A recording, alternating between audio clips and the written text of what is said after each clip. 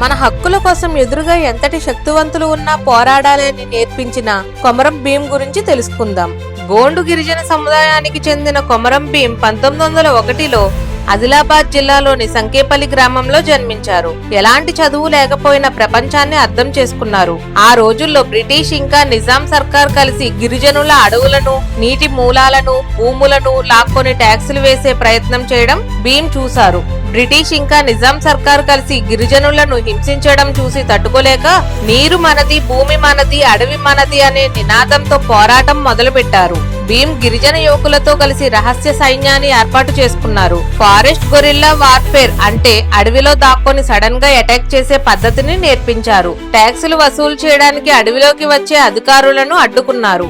భీం కి పెరిగిపోతున్న ప్రజాదరణ చూసి నిజాం ప్రభుత్వం భయపడి అతన్ని మోస్ట్ వాంటెడ్ రెబల్ గా ప్రకటించింది. తర్వాత 1940లో నిజాం ప్రభుత్వం భారీ సైన్యంకి ఆయుధాలు ఇచ్చి కొమరం భీం ఉన్న జోడేఘాట్ అడవిలోకి వచ్చి దాడి చేశారు.